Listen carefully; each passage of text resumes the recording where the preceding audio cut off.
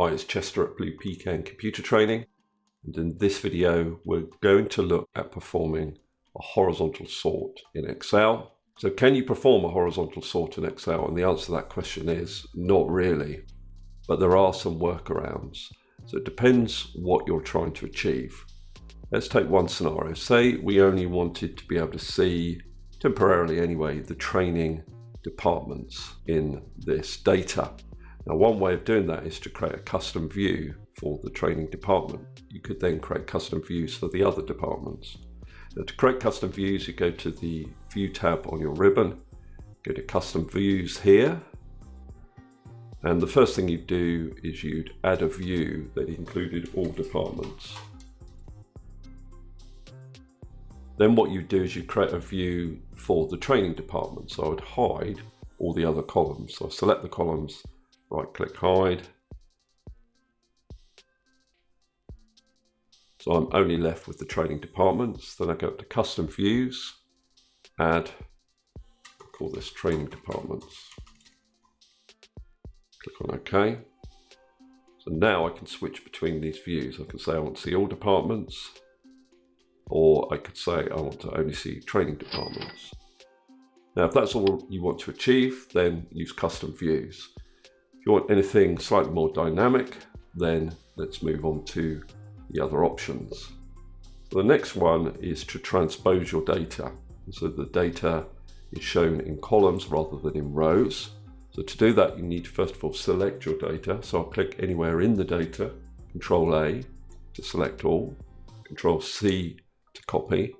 Then you click into a cell that you want to paste your transpose data into. Go up to the Home tab on your ribbon, go to this Paste drop down, and here you'll see that there's a Transpose option. It's got two little arrows, one pointing right, one pointing down. Click on that. You now have your transpose data. I could widen the columns a little. And then I can apply filters to this transposed version. Now, the shortcut key for applying the filters is Control-Shift-L, or you can go up to the Data tab on your ribbon and use this filter button. So now I can filter by department, whatever department I want, but I could also filter by the other columns. Let's go on to the next and final solution we want to look at, which uses the filter function, which is available in Excel 365. So what I've done here is I've stored the criteria that I'm going to use in my filter within a cell. I've also got the row headings for my data.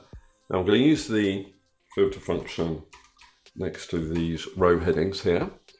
And the first argument is array. So that's the range of cells that we want to filter, comma, include the second argument. This is where we express our criteria. We want to filter for departments. So I'm selecting all the departments in my data, departments that equal the value in cell C7, comma. If empty is a non-mandatory argument, and it's what you want to return if no department records are found. Close the bracket, press enter. You can see it returns those two columns. If up here I change this to HR, then it returns the two HR columns. Sales, it returns the two sales columns. Now, another thing you could do is you could filter and transpose the data using formulas.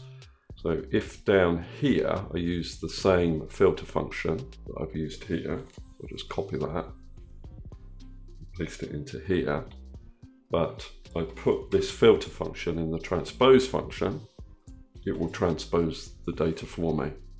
So again, if I make a change up here, it changes both of my tables. Okay, that's all I wanted to cover in this particular video. Hopefully that's been useful.